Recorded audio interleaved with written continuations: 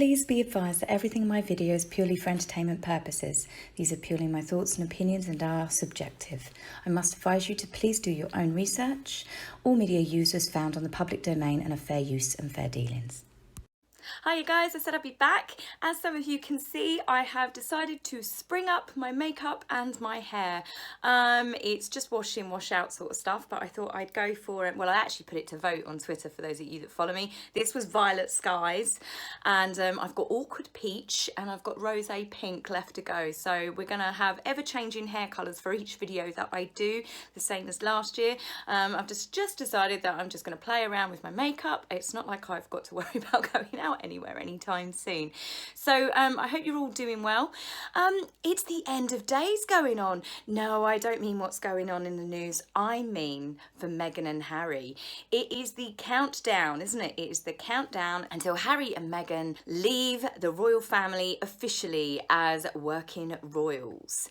This is the first time that I can honestly say that I'm actually cheering alongside Sussex fans. They're calling it Independence Day, but I say it's Independence Day for the UK. We are no longer attached to Meghan Markle. Well, hopefully. I've got a sneaky suspicion that they might try crawling their way back. Obviously, what with everything that's been going on, I don't think their plans for world global domination are going to be panning out anytime soon, and we know a certain someone likes having the best of the best of the best. How much is Charlie Boy willing to fork out before these two can have financial independence? So despite Meghan constantly going to magazines through friends and stating how toxic and awful the royal family was, they sure are hanging on to that HRH to the very last minute. HRH is still on their website. They are the Sussex Royals still. I think she'll be hanging on to that until midnight, literally the 31st of March. Despite her desperately hanging on to that to the final moment, her royal patronages have started dropping it, however, from their websites. She is just being known as, in some cases, just the Duchess of Sussex. They're not even putting the royal patron anymore, so that's got to be stinging her ego a little bit. So speaking of Instagram, we had a wonderful Mother's Day post from the Cambridges. They shared through Kensington Royal on Twitter a very sort of lovely post on Instagram. And we saw personal images of William and Catherine playing with Charlotte and George. They shared George's Mother's Day card, which I just thought was really sweet. My mum still embarrassingly has stuff that I made when I was a kid. Like, she brings it out at Christmas and Easter. She's like, oh, you made that when you were 3. But it is really cute when you see other kids doing it. I just wasn't sure on my handiwork at that age, if I'm honest. Needless to say, I didn't turn out to be an artist. So aside from images of Catherine and William with their family sharing this kind of personal time with their children, we saw images of the Queen with her mother, with Prince Charles, with the Queen. In addition to this, we saw a really lovely picture of Catherine when she was a baby with her mother, Carol Middleton. You can see that the apple doesn't fall far from the tree with those genes. I think both the sisters have definitely got Carol's genes, and yet you see George, the eldest, he's a spitting image of Grandpa Middleton.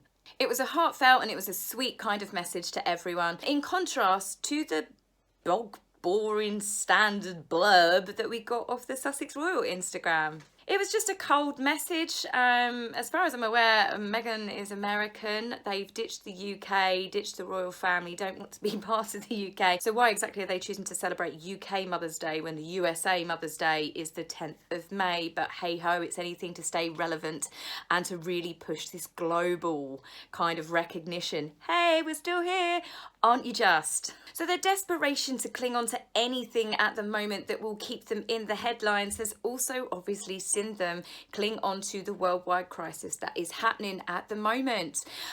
They have posted on Instagram that they will guide us through misinformation. I don't know, I think I'll stick with the scientists and the government health advisory, thank you very much. I don't think I'll be taking advice from people off of Instagram, especially these two. So they've gone on to declare that this isn't just a worldwide bug, this is a mental health crisis. This is where they're really going to push this again. You know, this is what Harry was doing with Oprah. I'm sorry, but you are the last two that I'd really want to take any sort of mental health advice from, to be fair.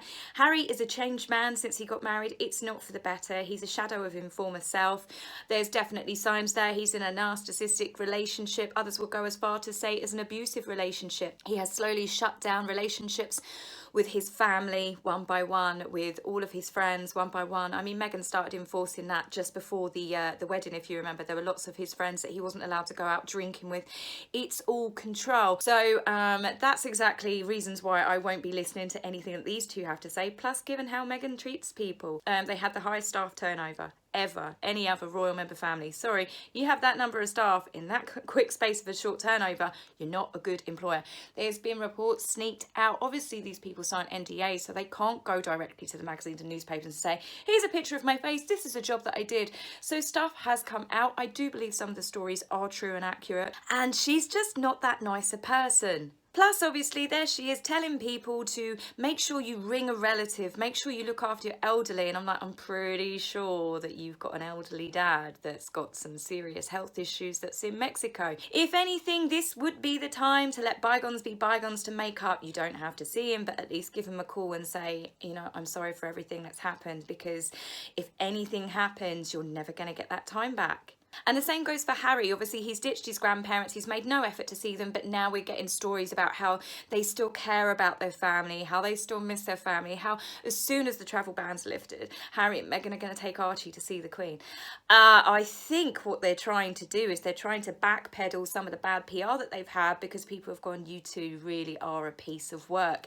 And as I said in the beginning of the video, I've got this horrible feeling they're going to try and snake their way back in. And then obviously you've got William that will be stepping up a lot more with Catherine, while the Queen and Charles are staying bunkered down somewhere due to the fact that they are both in the high risk sort of age group for what's going on at the moment. So we're going to see a lot more on William of Catherine. I've seen that they've been going around and visiting staff on the front line, which has been wonderful and cheerful. And I think how sad Harry and Meghan could have been part of that if they had just behaved differently. They could have been part of all of this. He could be there supporting his brother. Meghan can have centre stage, standing alongside as the Fab Four, but it didn't work out that way. Greed, selfishness, a desire for control, not being able to take a back seat. They were never team players. And obviously now they can't come back, can they? You've made your bed, you've got to lie in it. So I bet she's chewing into the newspapers every day. Speaking of Meghan chewing into the newspapers, the story has come out how Harry has stayed behind a couple of days before he flew back to Canada after Meghan leaving after the final engagements. And I don't know how true it is, but apparently he partied with Chelsea Davy. The story does tail off at the end going, yeah, Meghan trusts him completely. Yeah, we all saw the way that she was behaving all weird and kind of a little bit nutty, Fruit Loop, whatever you want to call it, at the polo match, obviously because rumours were Chelsea was there. And this is why a crazed Meghan, in what I can only presume is a designer bin bag, came flying into the polo park, bringing Archie, towing him around, not really caring if he was covered up, if he was in a stroller, if he was comfy. That baby did not look comfy. Newborn baby, direct sunlight, dad's a ginger. It was a whole lot of crazy, wasn't it? So I highly doubt she was aware that Chelsea would be there. Otherwise, I don't think Harry would have been allowed to go. So even though they're in Canada, they are still posting stupid stuff. And I will say stupid because of my next comment on Instagram. The wonderful advice that they're giving out that people should listen to them for is, if you're bored and you're at home, why don't you take an online course and train as a counsellor? There are 1,000 things wrong with this statement. One, if you're bored, becoming a counsellor is not the job for you. This is a job that you want to do because you care and you want to help people. It is something that takes years. My friend recently qualified. She did about 4 or 5 years, thousands of pounds. And you're not just spending money on going to school, on exams, on colleges. You have to have a 2-year placement completely supervised before you can qualify. But you also have to have hours and hours and hours of personal therapy yourself, which you have to pay for. I just find it a stupid fly-by statement. It's not something that you should do as you're bored. If you want to volunteer to help people, look at helplines and stuff, but do not, under any circumstances, try and train as a counsellor and offer your services to help people from an online course. Much like other famous people that are in the papers every day, it's really bringing out the vanity in some people, isn't it? This kind of lockdown crisis. But yeah, just step away from the computer. Have a breather. Enjoy your kind of time in Canada with your family, if that's where you are, if you are together, if you are still a family. So many questions. So the PR is still coming out relentlessly for Meghan. Omid Scobie, who calls himself a royal reporter, he's about as much a royal reporter as me, apart from I haven't slept with one of Meghan's friends.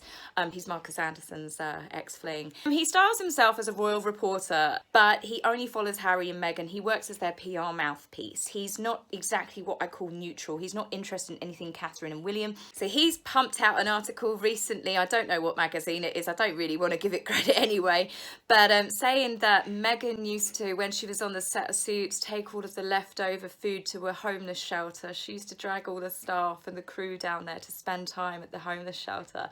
Oh, isn't she Mother Teresa? Again, with how Meghan treats people about it in her whole life, and the way she treats staff and all the reports that we've heard, the way she treats her family. I'm sorry, I can't swallow this one. I can't, Omid. I'm sorry, must try harder. So US Weekly, probably through Sunshine Sachs or whoever they're using as PR at the moment, have also pumped out a story talking about how it was 100% Harry's decision to move to Canada, to take his family away from the environment once he realised that Meghan was never ever going to have a fair chance. Are you kidding me? Are you kidding me? She's had more chances than a cat. She literally has been given everything. She had immediate popularity because she was Harry's girlfriend. There were so many people that loved the fact that this was Harry's wife. Obviously, quite a few people, as I've reported before, had a few alarm bells going off when we saw that interview, didn't we, when we streamed that? But Harry was happy. We kind of hoped that maybe it was wrong. She was American. No offence to Americans. Don't hit me for that one. I just mean that kind of LA fake. I shouldn't really say American. It's just that super the top. Maybe I should just say because she was a D-list cable actress, so super hyper. Yeah, maybe that. So I hope I haven't offended one with my American comics. I know lots of Americans are like, we're actually ashamed of her ourselves. So dig myself out of a hole. But how can they still be trying to do this narrative? Meghan was given more chances more than anything. She had a multi-million-pound wardrobe. She spent more in 2018 than any other royal in the whole of Europe, not just the UK. All other European royals. That is a crazy sum of money. They had a more expensive wedding than Catherine and William, and my God, didn't she complain every step of the way about tiaras and bridesmaid dresses and the right food being done? You know, she's literally, she got taken on the Queen's train. You know all of this from my previous videos. I won't bore you. The list is more like a scroll. So we all know, all of us sensible people know that she was given more chances than anyone. She was given patronages so quickly. When you think all the years that Catherine had to date William before the Queen would even meet her. Then they were married for a number of years and Catherine basically was built up slowly. But no, Meghan wanted to steamroll in, Harry ensured it. And look what's happened. They took everything and then they decided, oh, we don't want to do this. And they've done a bunk. They've made a mockery of the institution, of the Queen, of the family, everything that they've been given. No one is ever going to forget that weeping documentary in South Africa, given the backdrop and the people that are still suffering in a country that they've never really spoken about since. So it goes to show they used it as a stage. Everything with them is fake and it's stage managed. It's cheesy, they're not likeable, they're not gonna make it in Celebville. I really don't think they will. Despite the fact that today the Simpsons creators have offered Meghan and Harry a part. I don't know obviously if they will take them up on this, but I can imagine that it wouldn't probably be to praise them. So Princess Margaret, the Queen's sister, her lady in waiting, Lady Anne Glenconnor, I believe how you pronounce the surname. Again, I'm not always great, as you know, pronouncing my words. She's releasing a book and she was eventually asked, obviously, the fateful question, what do you think about Meghan? And she basically said that she believes that Meghan didn't want to work hard and she expected it all to be, you know, pretty much a princess being driven around in a golden carriage. There's elements of this, I truly believe that Meghan did just think that she was going to be like a Disney princess. She was going to be wearing all of Diana's jewellery. She'd be competing against Catherine. They'd be throwing splendid kind of palace parties. World leaders would listen to every word that falls out of Meghan's mouth. She would have jewels, she would have tiaras, she would have millions and millions of pounds of designer dresses. Turns out the only thing that was right out of that was that she certainly got the dresses, didn't she? But I do believe that Meghan did work very hard when she joined the royal family, but she worked hard in duping everyone. There's no denying that Meghan came in, she got what she wanted and she got out. She got the prince, she had the baby, and she's got everything that she's wanted. She's got a permanent paycheck, she's got fame, she's got money, she's got more money than what she had before. She's got Harry for now. How long that will last or how long that she'll want that particular prize will remain to be seen. So as I said at the beginning of the video, the 31st of March, yes, I agree with the Sussex fans. This is Independence Day. This is Independence Day for the UK, for the royal family, from Meghan Markle. I'm pretty sure that she's not done, and I'm pretty sure that we are going to see her many years from now. Then she is going to milk every possible connection that she can for years and years to come. She will be a splodge in the history books of the royal family, but I'm sure she will forever be known in horror stories and campfire tales for the young Windsors and the younger royal generations as they grow up, as to why they should never ever marry in haste, and as the wise Prince Philip once said, never marry an actress. You go out with an actress, but you don't marry them. I've got a sneaking suspicion that the next wayward prince we're going to have that's going to cause a little bit of feathers to be ruffled would be Prince Louis. There's something about him. He's just got that real cheeky look about him. So we'll wait and see. I can't wait to see what the younger royals turn out to be like. I'd imagine with the supporting parents of Catherine and William, all three of them will probably turn out perfect angels, but you're always going to have that one, isn't it? It's like law of averages. So anyway, I'll be back with you guys really soon, and I'll see you in the coming days. Take care, and I hope you all stay safe and well. Bye. If you like my video, please remember to like and subscribe. Please, angry typists, you will be blocked, so save your fingers the time. If you would like to buy me a coffee, please go to my About page and click the link. Love, Taz.